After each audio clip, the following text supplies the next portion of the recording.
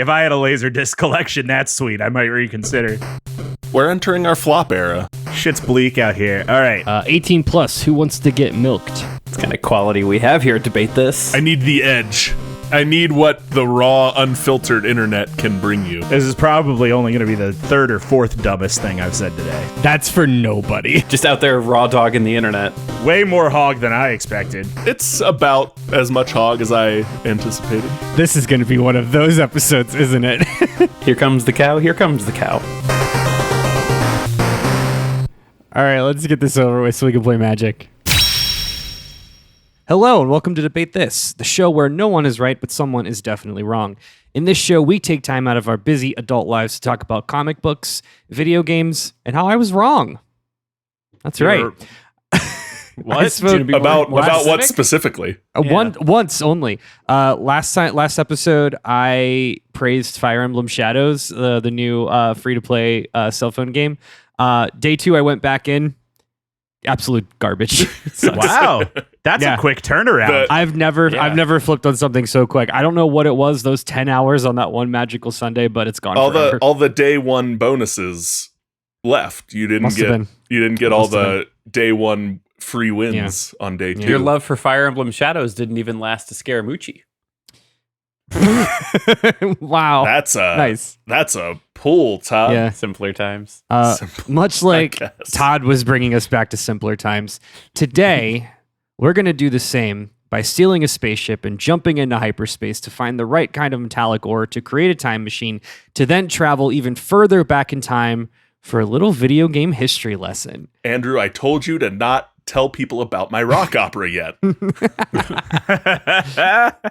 So, at the summons of #ButtWompNation's resident Sierra Online scholar at Nathan LV, we're going to look back at a series today that I myself have never known anything about, and I don't think the rest of you have. So, you think about it this way. If Dragon Quest or Final Fantasy is the grandfather of RPG video games, then today we're talking about the great-grandfather. We're talking about Richard Garriott's beloved franchise, Ultima, and also known as the first siren song for Gen X D&D nerds everywhere. Okay. All right. I'm listening. I did not think that was what we were doing today. The word Ultima has been on our list of episodes that we're recording now for a while, and I thought it was an anime whole time. I did too, and it wasn't until Todd said, "Well, Ultima Online," right, that I realized I also knew of Ultima Online and still thought we were talking about an anime today. So I don't know what happened here. So I think you guys are gonna like this one. I actually like, the more that I dove into this one, the more I've found this fascinating. This is definitely going to be a history lesson to the tune of like our console wars episode, or when we talked about MMORPGs. But before we get onto that, let me of course introduce my ever faithful 3 companions here. Joining me on my epic quest are Matt, The Elder Scrolls V Skyrim Cole, Todd, Baldur's Gate 3 Thomas, and Kyle, World of Warcraft Harper. Now, Andrew, I like all these things. Are these all Ultima likes? Yeah, they're Ultivanias. So this, I think, so there are a lot of direct lines that you can draw from the Ultima series, and I think these 3 games and franchises in particular are direct interpretations or directly impacted by the games we're going to talk about today, which is pretty cool. All right. Ultivania, I think, is where Metal Dracula is from. Ooh. That's pretty good. It's pretty good. So we just started this, and I'll continue. So we always try to do, what do you know about what we're talking about? I'm guessing, I'm just like what you guys were. I had only heard about Ultima Online at this point when it comes to this series. I don't even know that I've heard of that, to be completely honest with you. Well, you have, because I told you about it in the Guild Wars 2 episode, but that's okay. Okay. but that's okay. We talked about Guild Wars 2? Yeah, I was gonna say you saying Yeah, we did man. a Guild Wars 2 episode just I would pretty wild. love to learn that Guild Wars 2 was one of the episodes Matt like had to miss and actually didn't hear about. Oh yeah, that's true. I'm half convinced we're being gaslit. I have that we did a zero Guild Wars. recollection One about of the Guild Wars two of 2. you were definitely there. I do not remember which one. It Yeah. was So not about nothing. anything else? Yeah. No. This is and again, I think this isn't our generation. This is squarely the generation before us. This is this is like the first generation of PC gaming. So, I think like when we talked about Leisure Suit Larry, that hit Todd. Like Todd remembers playing Sierra Online games. This is older than that. Wow. I was gonna say, Leisure Suit Larry definitely was like before our time, but it was one of those like Mhm. the waves, the ripples hit us. Still, we heard about it. Yeah, This makes exactly. more sense. So let's dive in. So the Ultima series, in order to talk about this series, you really have to introduce first the singular man who, the more I learn about him, I really do believe this might be America's first auteur in gaming. His name is Richard Garriott. I kind of equate him to a Miyamoto of sorts. He's Okay. definitely got that vibe, and that like he was one of the first major like celebrities to come out of like celebrity game developers, if you will. Sure. A real Todd Howard-esque, like if you will. Good. I like that A less. proto Todd Howard. Yeah. Yeah. That's good. So, born in Cambridge, England in 1961, Richard Garriott grew up with a very similar story to the likes of Bill Gates or Steve Jobs. He grew up the son of a NASA astronaut. His dad was an astronaut, and he lived in a well-off town called Nassau Bay, Texas, among other NASA families, and was pretty well off. And as a result of that, had early access to computers and learned a lot about computers at an early age. Again, just like, which is how Bill Gates and Steve Jobs and that whole crowd, got their leg up, right? Yep. Yeah, Bill Now- Gates. I think Bill's story is Bill Gates was like at one of 5 high schools or something that had Yeah. a computer at the time. Yep. Yeah. It's Thanks to federal programming, federal funding that he himself worked to tear away. But we're not talking about terrible billionaires. We're not going to talk about terrible billionaires, but spoiler for later. So back in the good old days, Garriott was also an early adopter of old school D&D. He's Gygax era D&D. ooh. And He's a Gygax guy. he's a Gygax guy. And in the mid to late 70s, he started programming several of his own campaigns on old teletype machines. Do any of you know what a teletype machine is? I do know do you exactly wanna- what a teletype Do you want to is. explain it, Matt? Yeah. It's pretty rad. It is. Honestly. It is basically what the name suggests. Like it is a machine that types out and like prints instead of going to a graphic output.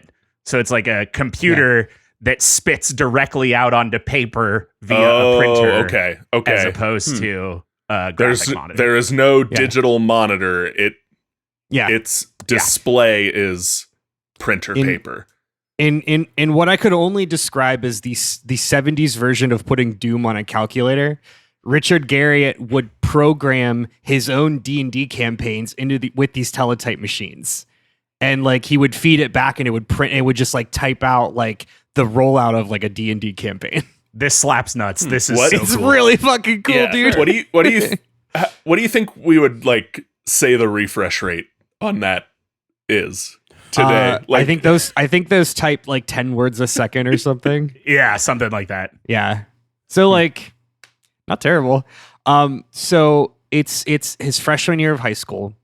His astronaut dad is like, "Hey, like I will bet you that you can't publish. I will bet you one Apple II computer that you won't be able to publish something on an Apple II." And he was like, "Deal." Bet. So yeah, bet. So he bought him an Apple II, and Garriott went to program his latest D&D campaign, his 28th D&D campaign, onto an Apple II that he called Aklabeth World of Doom. Good. Okay. This would then basically he was working at a computer store in high school, and I watched an interview, very fascinating interview, but his boss at the time was like, hey, this is better than anything that we're selling. You should sell this. So his artist mom helped him draft a cover for Aklabeth, and they published it. They self-published it from his kitchen table.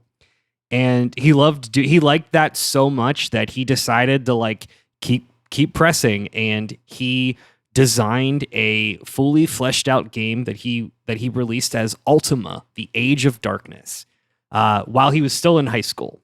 So he found a publisher, just a random computer company called California Pacific Computer Co. Just some guy. Just some fucking dude. And he published this game, and he sold 30,000 units before he graduated high school. That's crazy. That is wild. Isn't that wild? He said in his interview, he goes, in one term, I made 6 times the salary of my dad, my astronaut dad. Man, Holy shit, dude. If you could do anything with a computer in the 70s and lived in one of 3 cities, you had a rocket ship to the moon, man. It was, and this wasn't even California. This was Texas. That's what I'm saying. It's California and then 2 other places. Yeah. You had it made. Yeah. So he kind of, that was it. He set his sights on this, and Richard Garriott released the game under a moniker that he released it under the moniker Lord British. Has anybody heard of that title before? No, but I feel like I'm gonna find it in the background of a Futurama episode now or something. Yeah, sure. Yeah, I agree. So he has a funny story of when he first started playing D&D. He was born in Cambridge, but he's not British. He's an English. He's a dual citizen, but he lived there for 3 months, and his family isn't English either. But the story that he tells is when he started playing D&D, he said hello instead of hi, and the other kids started calling him British, not his nationality. They're like, your name is British now, and he was like, okay. And he made his D&D character. He named his D&D character British, and that became this kind of moniker, and then later self-insert. So he actually inserted a character of himself into the game Ultima, called him Lord British, and that was basically him. He was this kind of Emperor God King that lived in the world of Ultima that was named Lord British. God, man, I bet Ernest Cline, the guy who wrote Ready Player One, could tell you all about this nerd. He could, because a major character in Ready Player One is based on Richard Garriott. Yeah, that sounds perfect. Right. Yeah, this is Ernest Cline core without the feet and weird stuff. Matt, come on now. You gotta wait till we finish the episode, Matt. You can't read ahead. No, you barely know anything. Oh no, there's no feet stuff in here. I promise. His wife is 20 years younger than him, so different thing. Yeah, but it's fine. It's fine. There's no feet stuff. Anyway, so Richard Garriott created and released a sequel while he was in college, and then said "fuck this" and dropped out of college because, of course, he did. And he published. So obviously, California Pacific Computer Co. Didn't work out. So he worked with a little scrappy little company called Sierra Online to publish Ultima 2. Unfortunately, working with both of those publishers was an equally bad experience. So Richard said, fuck it. He called up his brother. He said, hey, business. Let's make a business. And they started their own studio with, Kyle, say it with me, Blackjack and Hookers.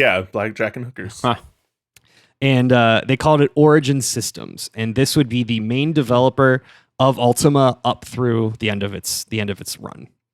So Ultima was Origin's flagship. Richard Garriott would remain on as the head developer, the writer, the lore master, whatever. But they would bring on other developers and do other games, most notably the Wing Commander series, if you've heard of that. That sounds familiar. Another classic PC Wing series. Yeah, that's the big flight sim series, right? I believe so. Yeah. Yeah. Yeah, I don't know. I just know it by name. I think it's a flight sim. It's like what inspired the TIE Fighter games, and it was flight sim, but I think like dogfighting maybe. I can't remember. Yeah.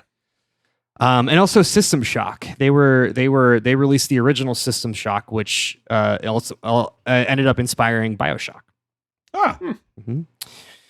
So prior to the release of Ultima 7 in 1992, Origin was acquired by famously benevolent video game giant Electronic Arts. Oh man. Oh, everybody's favorite. Small Yep. indie company. Small indie company. Oh, Electronic actually, Arts. now currently the smallest indie company ever. In fact, as of last week, did you guys see that? Well, they're getting purchased by Jared Kushner and the Saudis. Yeah. That was it. Oh, yeah, there it is. It's the world's Yeah. smallest indie company, in fact. Yeah. So Origin might be one of the first EA casualties, one of the big first EA casualties. So Origin's biggest hit came in 1997 with Ultima Online. That's the one that we've all heard of. This is the granddaddy of massively multiplayer online role-playing games, forever known as MMORPGs, which Richard Garriott invented that term. And this would steer the course of Origin and the series of Ultima thereafter. Garriott went on to grin and bear the next few years under the thumb of EA. Obviously, didn't stick around for very much longer. He completed the Ultima storyline with Ultima 9 in 1999. So that basically left a 20-year run of the Ultima series. Something that any game developer ever should be like incredibly proud of and ride off into the sunset. Right. Right, exactly. Like you cannot say that this wasn't a success. I want the three of you to guess what the fastest internet speed in 1997 when Ultima Online was released. Oh man, The 12 fastest KB fastest available to commercial internet users. That is. Can you tell me what it's measured in? It's Like- it's smaller than megabytes. Oh no. I guess. Okay, so that what I'm seeing is dial-up was 56 kilobytes. Okay. Integrate. So there's ISDN, which was like a little faster, was 64 or 128 kilobytes, and if you had cable internet at this time, you got one whole megabyte of internet speed. One singular megabyte. I didn't even know cable internet existed in 1997. Probably did exactly in California, and for families for 10 15 millionaires. tax brackets above yours. Yeah. for the NASA town. exactly. Yeah. Wow. So, a couple of the things about Richard Garriott following Ultima. He transitioned to a company called NC Soft, a South Korean game developer, where he was the CEO of their Austin office for a few years. While there, he oversaw development of huge titles like Lineage 2 and City of Heroes, which you've probably heard of one of those. I played City of Heroes. Me too. Good game. Yeah, And- surprisingly good. And he developed and executive produced another game called Tabula Rasa, which was up for a couple years and did fine. I don't know why I've heard specifically of Tabula Rasa, but Right. I have. I mean, it was fairly successful. Yeah, it wasn't nothing because I've also heard of it. This was also the mid 2000s like glut of MMOs, so like there was one for everybody at this time. Yeah. Garriott left NCSoft in 2008 and to go be an astronaut. That's right. He was one of the first to pay a fuck ton of money to go get launched into space and go to the ISS. I mean, When? What year? Yeah. 2008. Wow, that is really early. That's way earlier than I thought people were paying billions of dollars to go to space. Damn. Apparently so. No, that was about pioneer in a lot of that things. was about. I remember that was the start. It was because it was kind of a thing. It was like nuts. Space, but not NASA. What? And like, Yeah. After his astronaut run, he founded a new company called Portalarium, and in 2014 we got a fresh new Kickstarter. Remember when everything was getting kickstartered? oh yeah, man. So this was a whole thing. This was huge. It was, guys, Richard Garriott, the guy who made Ultima Online, he's doing it again. He's got the band back together. We're getting a spiritual successor to Ultima Online. And just like any of these other MMOs that get kickstarted and make a bunch of money, nothing ever came out of it. It eventually did launch as Shroud of the Avatar about 5.5 years later. It was mid. And then he finally, in 2022, completed his villain arc and announced, "Don't worry, guys, I've got another game coming. It's using NFT technology." Aw, dang it. Oh no. Hey, real honest question. Yeah. In the year of our Lord 2025, are NFTs still a thing? No. I mean, No. I don't think so. CoffeeZilla killed him. Yeah, CoffeeZilla kind of killed NFTs. Good. yeah. I think it got outdone by meme coin. Yeah. I literally did talk to somebody last week who told me to invest in Bitcoin, and I didn't even know we were still doing that. So Yeah, I didn't either. I think it died. I think this particular trend died with Logan Paul and the Zootopia thing. It's not Zootopia, but you know what I mean. it's close enough. Yeah, the crypto zoo. The game never, obviously this game never got off the ground and was basically considered dead a year later. I feel That's Richard Garriott. I feel like NFTs, like he is the exact right demographic to get one-shotted by an NFT sales pitch. Yeah, Yes. He's rich enough. He's old enough. He's been in tech long enough. By all accounts, Richard Garriott seems like a pretty solid dude. Honestly, I'm being facetious a little bit, but like he seems like a pretty cool guy. He like for years would make appearances as Lord British and like forever loved talking with fans. Like I said, this guy was the closest thing that I think Western developers had to a Miyamoto. Just absolutely loved it for the thrill of the game, to being an artist, an artist's artist. He's also a rich guy in his 60s, and is gonna it's impossible not to be insane. Yeah. So let's jump into Ultima. So let's rewind the clock back once more. It's set 1979.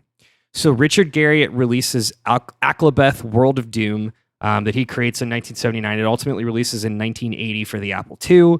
He coded the whole thing in BASIC, which, boy howdy, is like that's a Herculean task. Yeah. So I wanna let's bring up if you're listening at home, go ahead and bring up the image gallery. We got a lot of images. Don't worry about pulling over. over. You'll be fine. Todd's being dramatic. Show the nice copier your imager link. So there's a lot of images in this one, and I think it's warranted because this is truly a 30-year history of video games.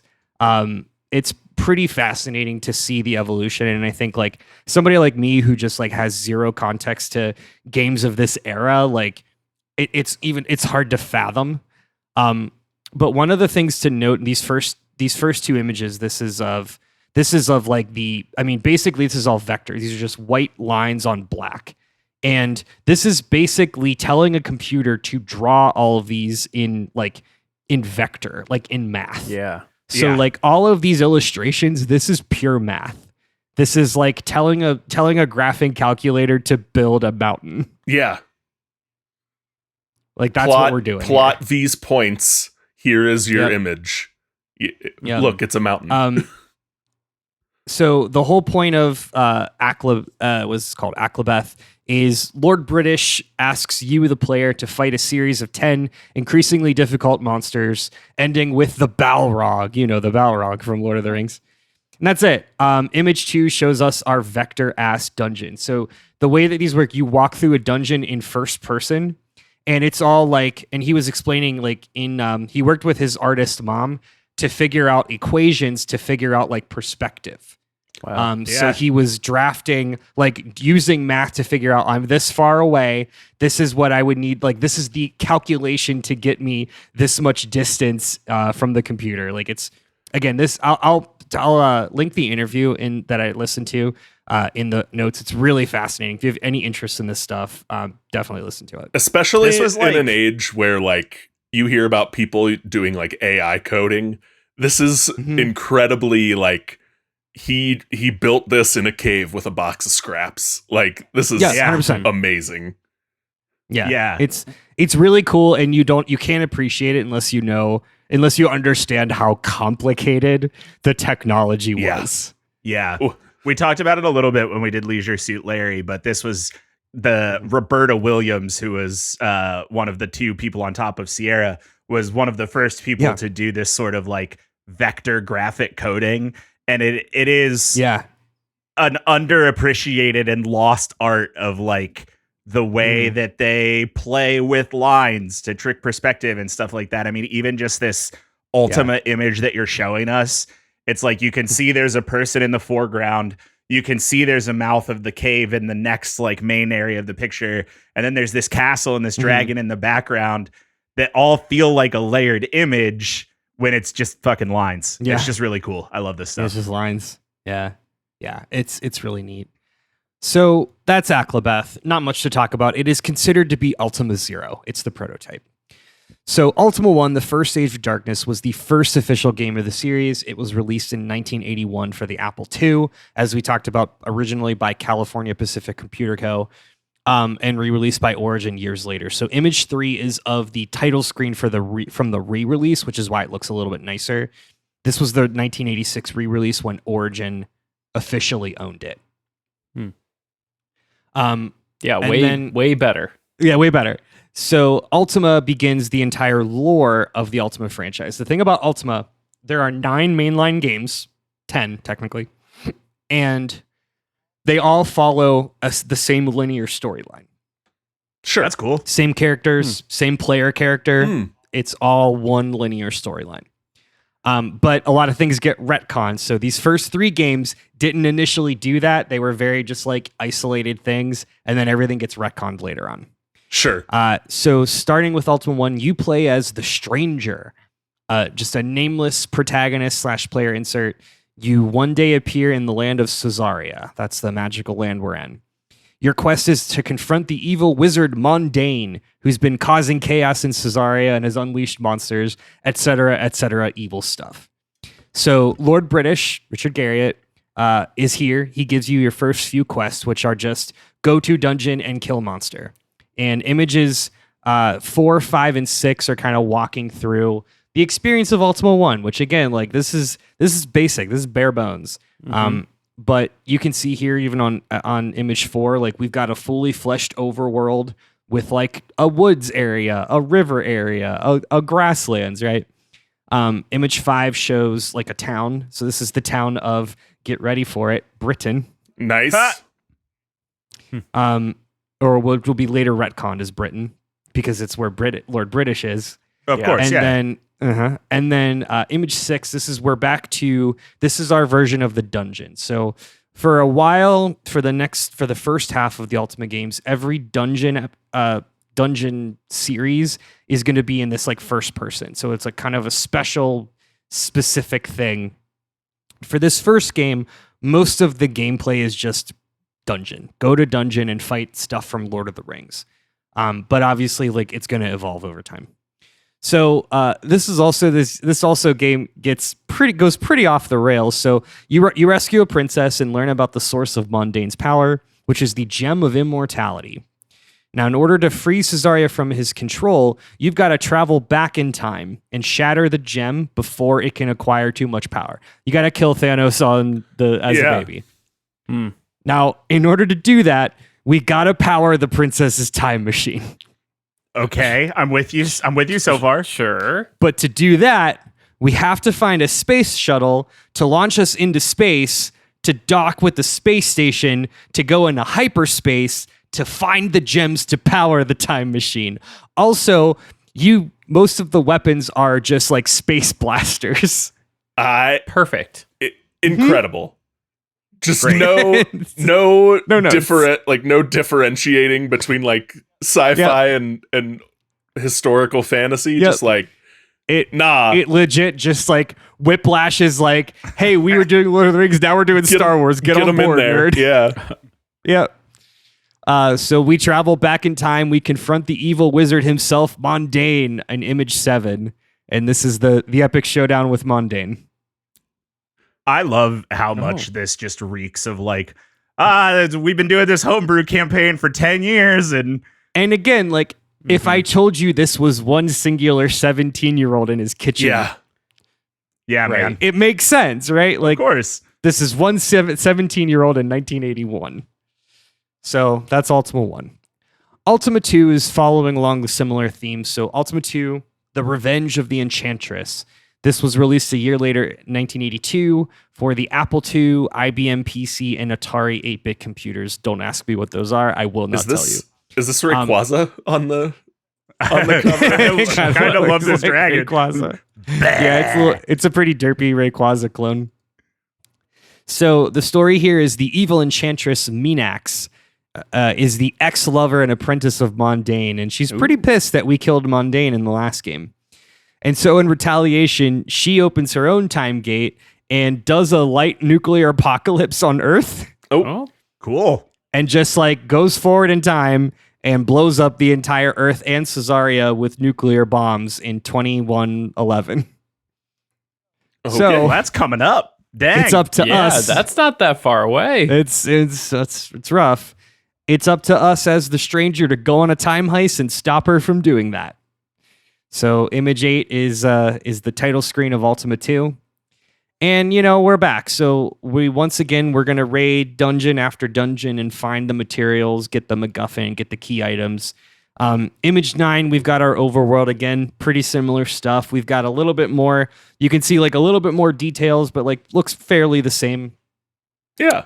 And then image 10 is we've got color now in the dungeon, which is cool. So we've got like a little cartoon snake. It's a big snake with the craziest Urkel teeth I've ever seen. Andrew could. Well, you got to know it's a snake and not a Andrew worm. could throw a like Photoshop that he did into any of these, and none of us would We'd have no way to know. have any idea. You'd have no idea.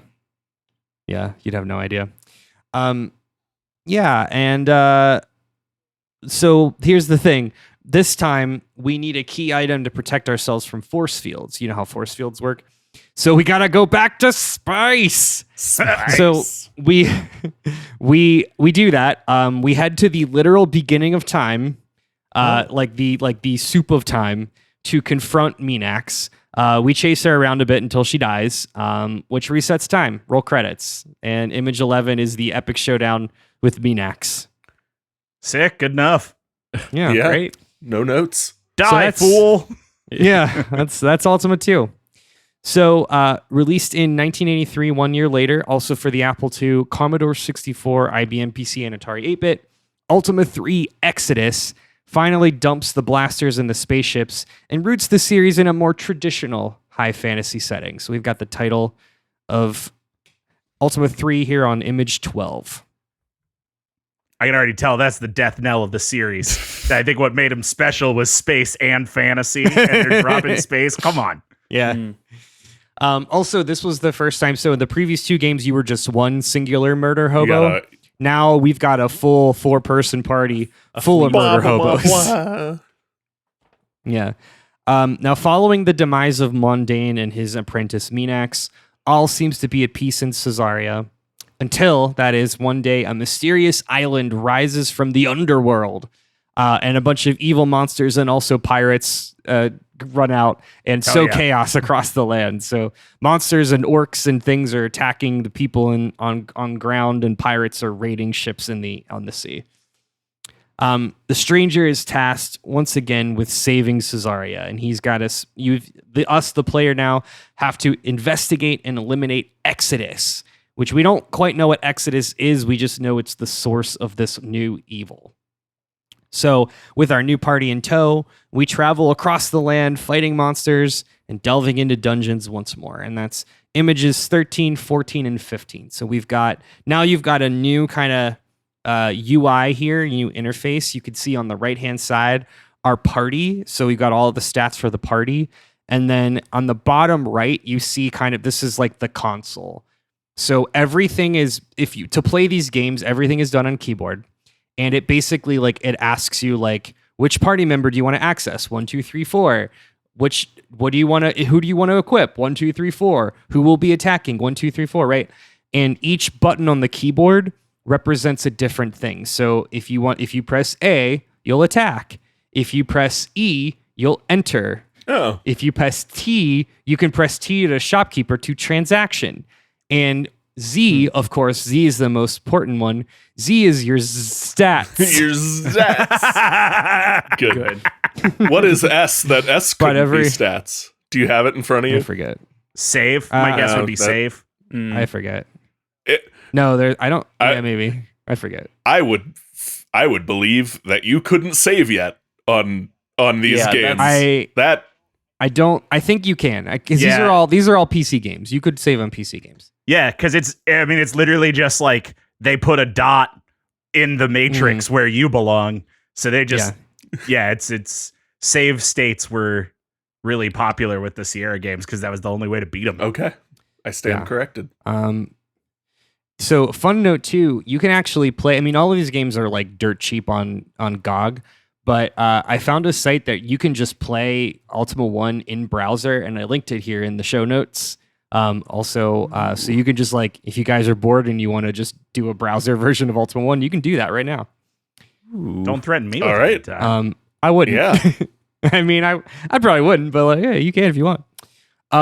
Cool. So Ultima 3. Yeah, I mean, we're doing the same thing. As we scroll down to image 15, you can see the dungeon has gotten a little bit more evolved. We now have walls. So we have several brown lines emulating like panels, like a wood wall or maybe like a dirt path or something like that. So we're slowly evolving. The graphical power is getting a little bit smarter. Now back to the story. With the help of the mysterious Time Lord, we learn about these things called moon gates. These moon gates are like warp points, basically, and they can transport us different points throughout Caesarea, but more importantly, they can send us to the lost island of Ambrosia. Ambrosia is this like hidden place where you can only access these from these gates, and there we find the 4 cards that will unlock the path to recover the exotic armor and exotic weapons, and this is what we need to take down Exodus, because it is. Eventually, we encounter Exodus deep within the Isle of Fire, which is the island that rose from the underworld, where we learn what Exodus truly is, the source of evil, which is, of course, a supercomputer AI. A bit too on the nose. Yep. So image 16 is the evil supercomputer dot matrix computer printer. Wow. Yep. Huh. It looks like a big Iowa State test. Yep. Yeah. Yeah. Yeah, that's not really much to look at. It's something. So that, my friends, is the first Ultima trilogy, aka the Age of Darkness. May I remind you, this is like Richard Garriott just fucking figuring Just one it guy out. on an Apple II. On an Apple II in a dream. Now, here's a quick question that you may not know the answer to. So we have 4 party members here: Finn, Mono, Weddy, and Fesser. Are these names that the player came up with? Yeah. I will Weddy take is this, a name. It's certainly a name. I will shout out, all of the images come from footage of a 6.5 hour video that I watched by a user called Fintrovert. Oh, okay. Fintrovert did a complete game by game breakdown of this entire series.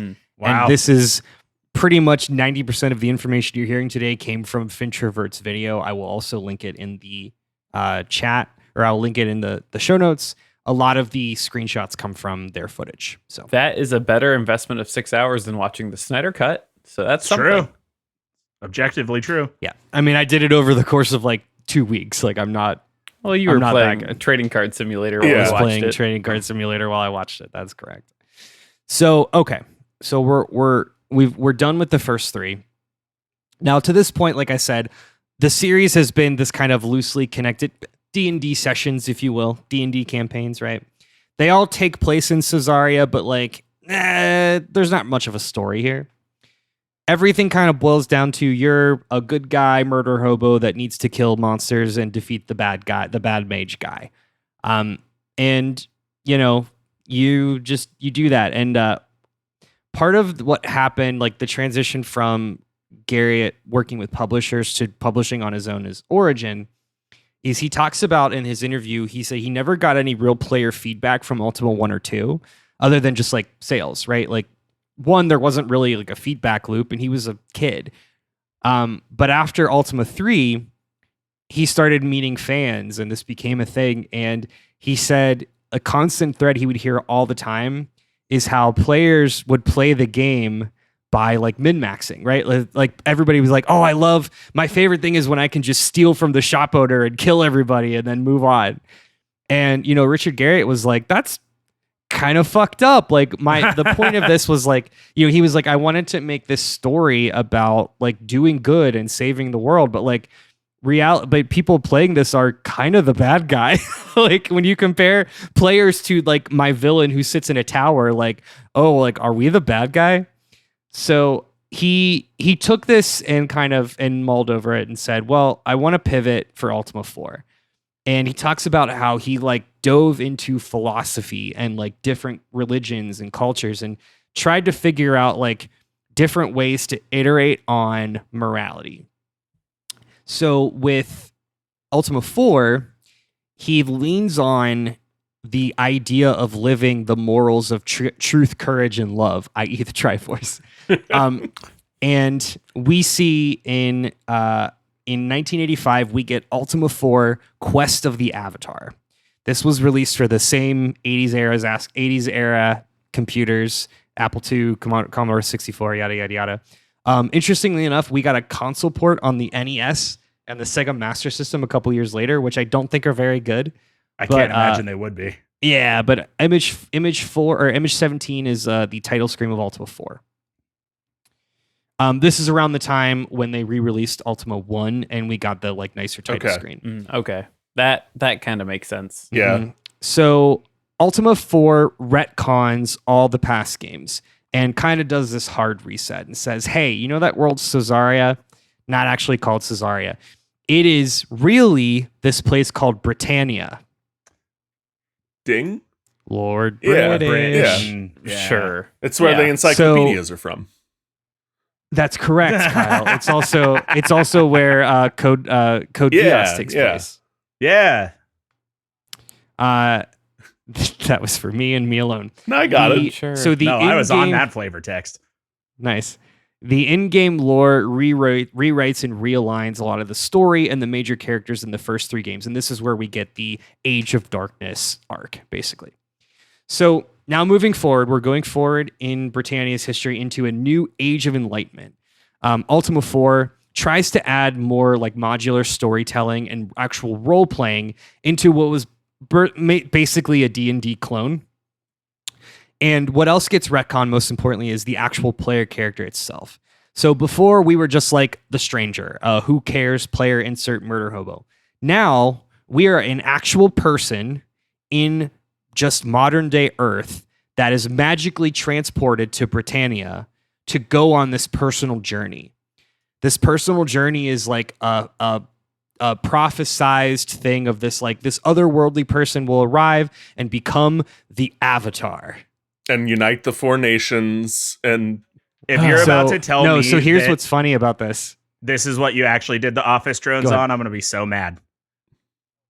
Oh, that would be awesome, but it's not. No. So, fun fact: this is the very first use of the word Avatar in this context.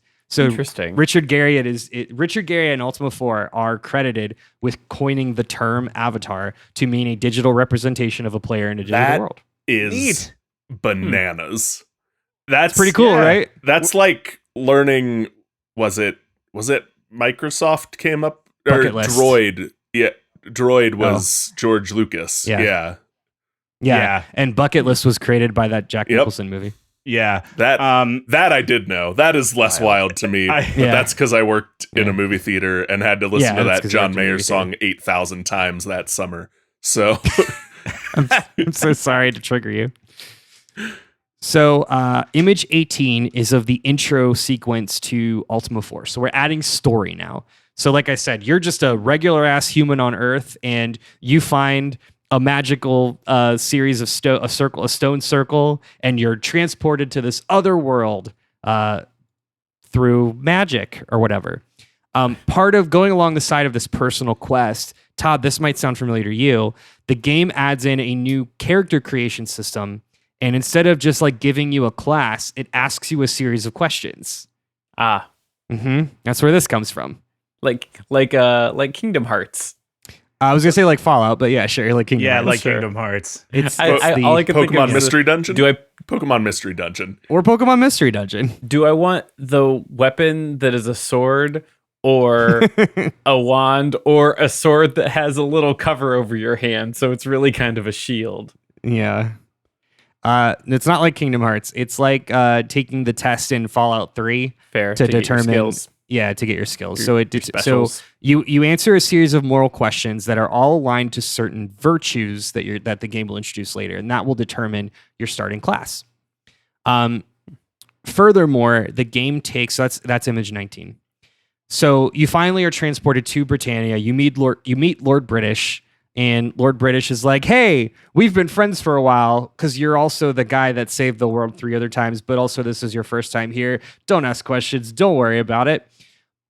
Listen, here's what you're going to do. You are going to become the Avatar. And in order to do that, you have to go around and fucking figure it out." To master all 4 elements. And that's where before you have to comment. master the eight virtues or the 4 elements before Sozin's comment. So this is really, I think, I don't know if this is credited as such, but I think this is definitely one of the first iterations of what we know today as an open world game. And this is ultimately this is the legacy of Ultima, the Ultima series, is that this also created what we know as an open world RPG. Those words didn't exist back then. That idea didn't exist back then because like open world, everything was open world. But this was a non-streamlined, non-linear approach to storytelling and said, all right, player, we're going to give you the tools. You got to go fucking figure it out. And the way you would figure it out is much like a Sierra game. The game introduced a keyword system. So like before, all you were doing was pressing yes or no. You weren't really talking to people. You were just like, I want to buy. I want to do this. You were just answering things. Now you can type in certain keywords and basically unlock dialogue options, right? So the idea I guess here, I kind of assumed that's what the earlier ones were. yeah, Like a text adventure. no, this is what is effectively taking the text adventure kind of modular storytelling. So, Matt always makes the joke of like, look, bat, look down, look hall. Like that's what we're Throw baby. Throw baby. So like, it kind of like leaves the obtuse Sierra puzzles out the door, but it takes a lot of the like dialogue trees and like the logic puzzles with it. So for example, you're thrown into this world. You got to just talk to people and you have to figure out where to go next. You have an ultimate objective, but like much like a D&D campaign, you don't know what to do next. So you just got to keep figuring it out. So the more you talk to people, the there's more no indicator arrow for me to just follow in a straight line. There's no mission arrow. There's no quest arrow. Yeah. So like very interesting. Again, very much ahead of its time at the point.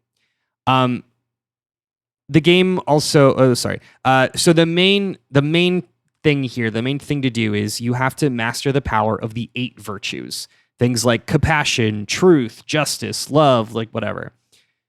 Very real world, morals. And you talk to people, you figure out like who needs helping, who needs saved, all this other things. And you're basically like building your own quest tree, quest journal. An interesting thing about mechanic in this game though is, Richard Garriott really wanted to dissuade people from playing the game like they played the older ones. And the game would actually track your moral decisions, and it had a hidden morality meter or morality tracker. So if you stole, if you killed, you would basically be like soft locked and prevented from mastering certain virtues. Huh.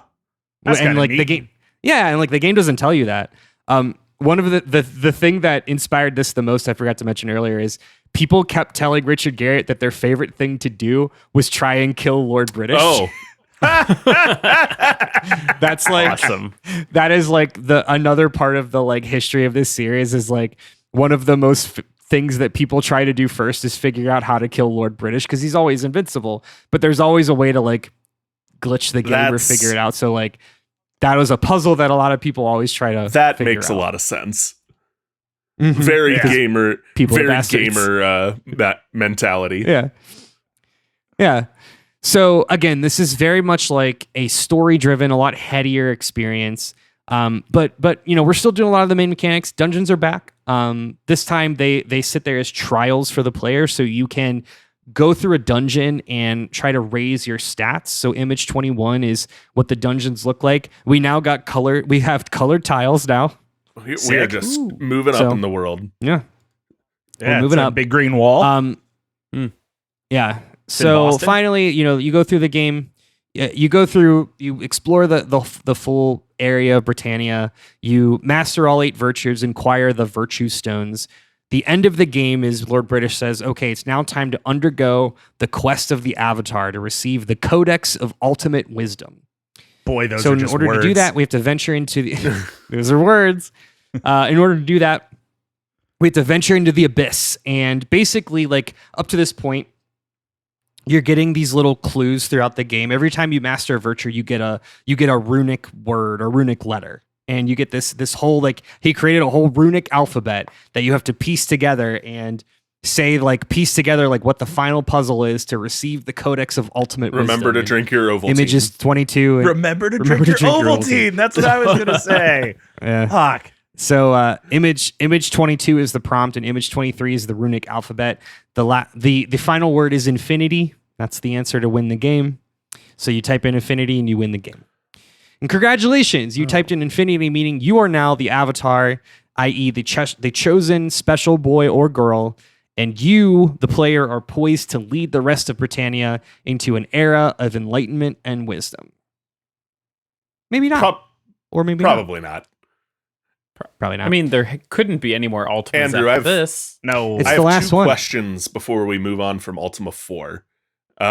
Please. One, so the virtue system, like, if you do too much crimes, you lock yourself out of mastering certain virtues. Does that mean you like soft lock? Pretty much. You can soft lock yourself out of winning the game, or can you like go back and like restore that? Yeah, good question. I actually don't know because I've not played this. I only watched the footage. It sounded like you can just kind of mash your face against it, but it was kind of unclear in their description. All 8 virtues, each virtue is connected to a class. Each of those classes are connected to a corresponding stat.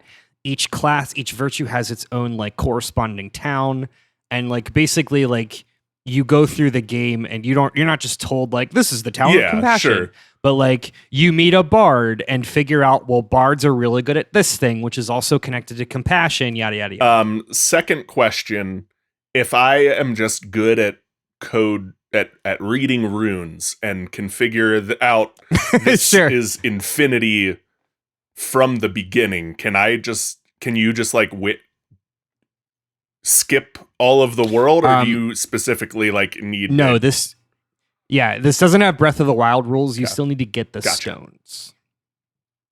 Yeah, you need to use the stones to destroy the stones. Yeah, there it is. A few years later, we have Ultima 5, Warriors of Destiny. Ultima 5 was released in 1988. Same 80s ass computers, Apple II, et cetera, et cetera. We would also get another port to the NES in 1993. And image 24 is the title screen of Ultima 5. We got flames now, baby. Oh, hell yeah, dude! shit. The Man of flames War playing in the background. The flames represent what is probably happening to your Apple II if you're trying to play this game. It's melting. Yeah, are the pixelated flames animated on the screen? Do we know? There's don't no believe way, they Todd. I can't no imagine way. they could be. Yeah. They are on the NES, probably. So here is where we start officially getting, this is like actually getting direct sequels. We retconned all of the past in Ultima 4. Now we're continuing along the same storyline. So after the events of Ultima 4, we return home to 1980s Earth, and we live out our more boring, mundane lives, forever pining to go back. And now we've got actual story. Prior to Ultima 4, all of the story existed in the instruction booklet, in the lore books that would come with the games. These are also PC game boxes, remember? So they're big old books. Right. Now we're starting to get some intro screens. We're getting story. We're getting the backstory inside the game itself. And and we finally get that call back to Britannia, and we take the call. Now we expect to show up and be like, hey, I'm the Avatar. What's up, bitches? Everything's great. It's not. Rather, things have taken a turn for the worse, and a new evil has emerged in the form of the 3 Shadow Lords. And that's image 26. They're firing their evil laser beam at us. This is big. Oh no, they're beams. Wow. Lion Witch in the Wardrobe. It's like what happens in the between the first one and the second one. Yeah, kind of. Yeah, that's a good comparison. So after Ultima 4's focus on the player character and our own journey of self-discovery, Ultima 5 now shifts a focus on our relationships with the other characters in Britannia. So before in some of the other screenshots, you saw just like nameless PC or NPCs, right? Well, this is another retcon. This is saying, hey, remember Shamino and Iolo? You don't, because they're just random people that show up in the older games. Actually, they're your best friends forever. Yeah, tight. Cool. Yeah. So like you, Shamino, and Iolo, you guys are ride or die travel companions and have been for years. Cool. So in image 26, that's actually Shamino who's like trying to take a bullet for you. Oh, Cool. I realize this isn't what the gameplay is going to look like, but this is not. real. This is real like Golden Axe. Like imagery right here. Yeah, I mean it's 1988. Like that's the aesthetic for sure. I mean, you know? okay, for this being 1988, like this screen is very good. Oh, Yeah, it's cool. And again, I know this is not what the gameplay will look like, but this is still it's very cool. good. Yeah. I mean, again, like the NES was out by this point, right? Like this technology advanced pretty far in 8 years from the vector, the math lines that was being done on the Apple II. So we learn as we return back to Britannia that the earth under Britannia has opened up, and from the underworld has emerged yet again. Lord British sends some scouts down there to check it out. Unfortunately, they never return. And later, Lord British himself also has gone missing. Oh no, Lord British. He's not there anymore. Maybe he died. Maybe some other player killed him. I'm sure we'll never see him again. We'll probably never see him again. Yeah. So Lord British's confidant and kind of second in command, Lord Blackthorn, is now in charge. Unfortunately, Iolo's like, hey, hold up. Blackthorn has been corrupted by the Shadow Lords. And now all of us, your best friends, the Avatar, have been basically branded as outlaws. And we're not allowed to celebrate or study or talk about the 8 virtues anymore. Cool. So we as the Avatar, we get the band back together and we journey throughout Britannia to find, this time, the crown jewels of Lord British. We learn he's imprinted within the foul dungeon of doom, deep within the underworld. So when I was listening to this, I was like, oh yeah, this is just Tears of the Kingdom. Like this is to Ultima 4 as Breath of the Wild is to, or Tears of the Kingdom is to Breath of the Wild. Yeah. Insofar as like it's the exact same map as Ultima 4. But all spooky. To the extent that but all spooky. Now, to the extent that like all of the dungeons and the shrines are in the same place. So if you know Ultima 4, you know where to go, which is like, that's kind of cool. Interesting. Yeah. So on image 27, we've got our newest dungeon iteration, which is fully drawn out. Fully immersive. Fully immersive. That's a tunnel, man. That's Climb down with a K. Yeah. I cannot believe how realistic this tunnel is. Mm-hmm. I mean, again, like graphics. We've gone a long way since Pac-Man, guys. We are watching technology advance via this game series, and that's why I think the images are so important, because it really does it justice to see. I mean, this is 20 years of video game history. The real time. First in-game image we got from this series was a boxy stick man, and now we've got a tunnel with lines. Yeah, a tunnel with all lines. So we got our team. We travel deep into the underworld to take down each of the 3 Shadow Lords, thus severing their hold over Lord Blackthorn. And we ultimately free Lord British. Roll credits. Image 28 is of the final assault. So again, there are now assets in this room. You see like a little bookcase, some chairs, a bed, dimensional chairs, right? Like this looks indistinguishable from like Final Fantasy 1 or 2 on NES. You know what I mean? Which is like Didst pretty cool. thou bring my box? Yeah, so this game also has a fuck you where if you go through the whole game, there's apparently you have to bring a box from Lord British's bedroom, and there's one person in the entire game that knows it. And if you don't grab it, if you don't know to grab it, this does soft lock you. So this is some Sierra bullshit right here. That is some awesome. Sierra bullshit. Sucks. Fucking sucks. Okay, so completing this now second arc is Ultima 6, The False Prophet. This was released in 1990 only for the IBM PC, so we've dropped Apple II. And we've got a couple ports that came later for the Atari, ST, the Commodore 64, excuse me, and even the Amiga. Ooh. And then finally, we got a SNES version of this game in 1993, which is pretty wild. So, image 29 is the title screen of Ultima 6, The False Prophet. That's right. We got word art, babies. We do. Oh, baby. Mhm. There's an ombre in that text. Oh, Yeah, wow. Sure is. I'm going to do you one better. Just like in Ultima 5, we begin Ultima 6 as the Avatar, back in our regular-ass 1980s home on Earth. Check out image 30. Tell me that's not the most man. 80s home you've Yo. ever... That's ever 80s. Hey, can we talk about this stripper zebra centaur situation? It's definitely a centaur zebra, for sure. Yeah. Yeah. And That is a poll. That's Yeah. There's no denying what we're looking at here.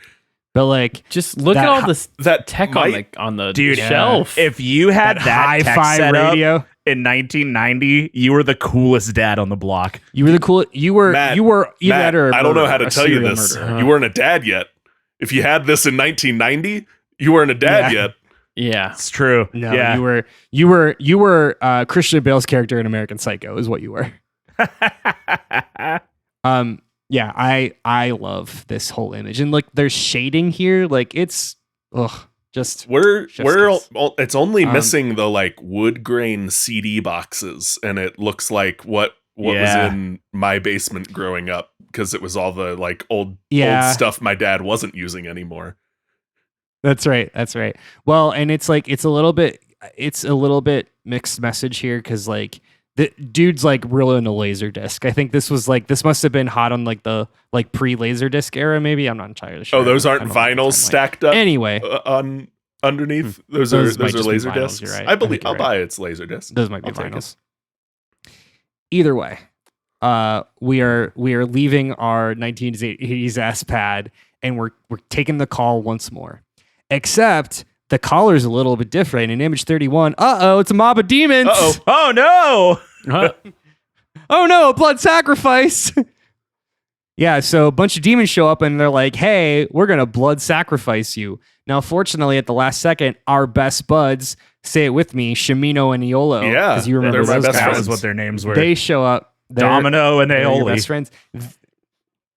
Domino and Mustard. There is they- something really funny about this image of the demon trying to sacrifice this man. Yeah. Where like not only is this demon holding a knife, but also there's a book in the other hand, and all the demons in the background are just watching, very calm. And there's just something funny about this image. It's art. It could be the two moons that are both eclipsing.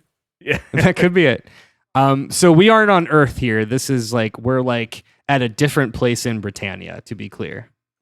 So we go through the moon gate, our buds save us, and we're introduced to a few new things. One, we learn about what this new demonic threat is. These are actually the gargoyles. It's an entire group of people who have declared war on the humans of Britannia. Like and from the they've begun, TV show? Maybe. 1990. And they've 1990 could be. So the gargoyles have started attacking everywhere. Also, we're introduced to a brand new graphical overhaul in UI, which Todd mentioned, all of which are made possible by the burgeoning technology of 1990. So image 2, this is our new UI. There's a couple things do you want to, Todd, I know you've been looking at this. Would you like to start diagnosing this or breaking it down? Yeah, I think the thing that jumped out to me first is the equipment side of this image where it's a man. It's a man. And it's showing you like you put like weapon in this slot and armor in this slot and helmet in this slot, which this came out in the early 90s. This is strictly paper doll era of D&D. This is as old as I am. This is precisely my age. So we're so here we are, 30 plus years removed from this. Mm-hmm. An equipment screen still kind of looks significantly like this. changed from this. Yeah. Like you referenced Baldur's Gate 3 for my name in the middle, and Baldur's Gate 3's equipment page is not drastically different than this one. I would argue Baldur's Gate 1 is very similar to this. Yeah. Yeah. Yeah, I mean, this is why I say like there are so many through lines to draw to modern games. This kind of built the paper doll equipment screen that you see in pretty much every like BioWare and Black Isle Studios CRPG. So your Baldur's Gates, your Planescapes, Torments, Fallouts, right? Like that kind of stuff. Like it all comes from this. It also tracks wind direction. It does track wind direction, which I assume it's actually useful for sailing, but like cool, man. The other thing that this does is it changes the top-down view. So we still have like a fully top-down view, but like the character images are warped to a like extreme degree. So it's like almost isometric, but not quite. I see what they're going. They're going for that, and hadn't realized that like you need a bit of camera tilt or it looks weird. Yeah. Yeah. This is also a year or two before Link to the Past, which also like kind of standardized top-down view a little bit. But yeah, so like that fits in the timeline. And then the last piece here is there are a series of icons at the bottom, and this replaced a lot of the keyboard shortcuts. So instead of just like pressing Z for stats, now you can go to your equipment page. Now you can click the sword to attack instead of just pressing A. So the game is now incorporating mouse movements as the primary function. Not exclusive yet, but now we're on mouse and keyboard both. All right. Because we've added a mouse. Exists now. Windows 93 came out. That's a thing now. No, I guess it wouldn't have come out yet. Or Windows, Windows 3 or whatever it was. I forget the 80s version. Yeah, so this is DOS, not MS-DOS, just straight up DOS. Like OG DOS. Okay. So after rescuing Lord British from the gargoyles, you're transported to Lord British's throne room where he's like, "Help me, there are gargoyles, also I'm here." You save him from the gargoyles and he goes, "Cool, dope, thank you. You got to go do a genocide? Sorry." Oh. He's like, because like we got to kill the gargoyles, right? Like they're the bad guys. So in order to do that, we have to go back to, you guessed it, the shrines, free all the shrines, the virtue shrines, and get the moonstones, which are like the keys to those warp gates. Now another thing that changed in Ultima 6 is gone are the first person view dungeons. Sorry, they're gone. I'm not sad to see him go. You don't want to fight a goofy. You don't want to fight a goofy thing. cartoon snake in a liney tunnel, Todd. Yeah. Well, if Andrew's about to point out what they do look like and it's the next screen, I don't love this more. Yeah. It's worse, not better. Image 33 is our new dungeon, which is just it's just part of the world now. So the view is consistent across. The issue is it's not top down. Yeah.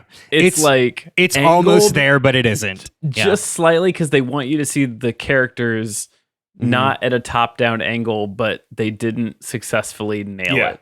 Yeah. I think the angle that they drew the characters is very off-putting.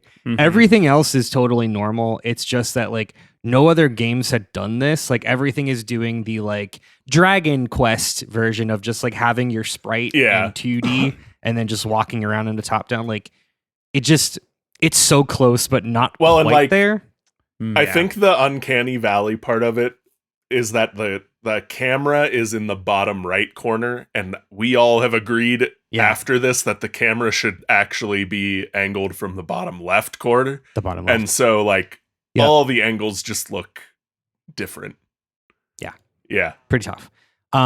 Fortunately, we're gonna right size that pretty soon. So we go through the game, we rescue the shrines, yada yada yada. And the big twist here that happens mid-game is we discover that the gargoyles are not demons. They're not some demonic plague from hell. They're just like people. They're just like another species trying to coexist with humans in Britannia. Oh no. And further, and this is where like again, like I think Richard Garriott's storytelling really does shine through. So they go on to show you that like, hey, like the gargoyles, like they're just people, and so much so that they have their own virtues, they have their own code that they live by, right? And the problem is both of these species can exist together in the same at this rate, at the rate that they're going. The gargoyles explain that they have a prophecy that says one day a false prophet will appear to basically like rally the surface dwellers and take their land from them and basically like lead to the gargoyles' destruction. And they're like, the only way to stop this, like the only way to save our people is to kill you. Like you have to die so that we can live. Yeah. Is this just isn't this Warcraft 3? Isn't that what, or one of the, it's one of Warcraft. The Warcrafts. Yeah, I think it's technically, well, see, Warcraft gets around that. Like they get around the imperialism of it all because they're like, oh, well, the orcs are bad. They're tainted by demons. I thought 3 was the one they Legion, did away with that, or did they not do away with it until? No, that's where they leaned into it.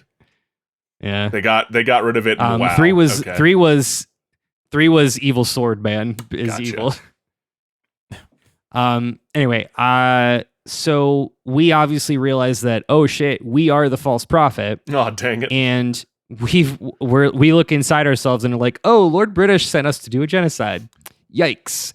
So looking inside ourselves, we conclude that like, hey, maybe if we actually are truly living the virtues, we don't kill an entire species in the name of imperialism. So what this does is this cool thing is like we spent the whole time getting the Codex of Wisdom as like the Triforce for the humans, basically. And like it kind of recontextualizes this thing as less of a tool of enlightenment and freedom and more of like an actual tool of subjugation for everyone else. Oh, yeah. So good. Dope. So we as the Avatar say, okay, the only way that we can get through this without dying and achieving peace is to force coexistence between the humans and the gargoyles. In order to do that, the player character locks the codex away in the void. Don't ask me what the void is. I don't think we need to explain what the void is. Cool. No, I think we get it. Yeah, I understand. Also, another question don't ask me is why does that matter, or how do we access the codex from there, and how does that force peaceful coexistence? The answer to that, all three of those questions, is each of the humans and the gargoyles have a special mirror that will let them see through the void, but only like turning two nuclear sub keys.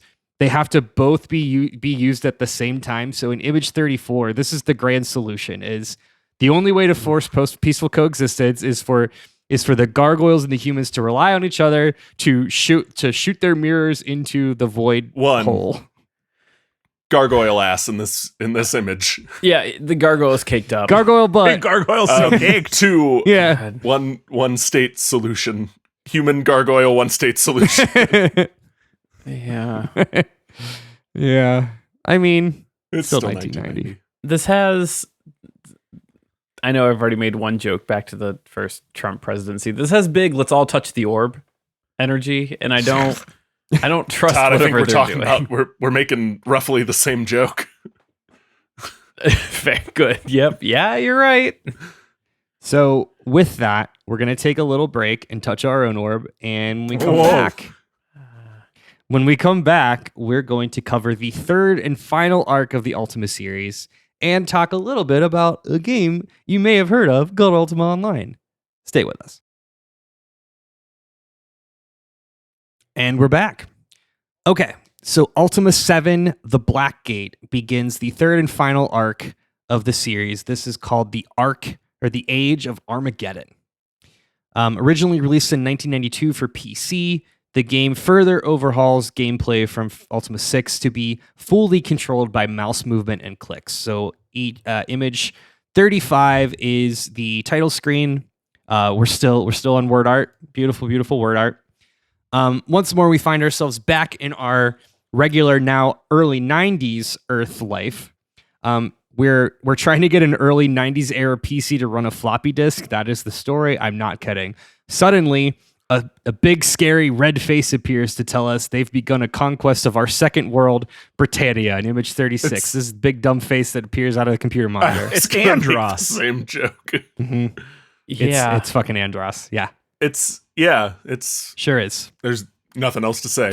So, nothing else to say. So we head to the stone circle where the portal is and traverse yet again to our lovely fantasy world. There, we learned with the piece with the gargoyles and the humans is actually held out. Gargoyles aren't a problem. They're pretty chill.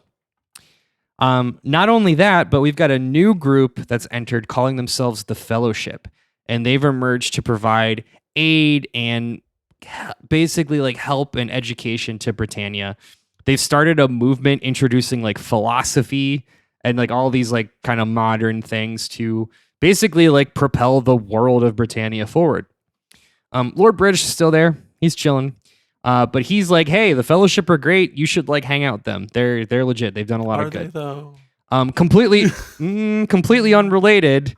We start the game on a murder. Also, there's a bunch of shit that's messed up. Magic is like gone. Like mages, like wizards can't do magic anymore for whatever reason.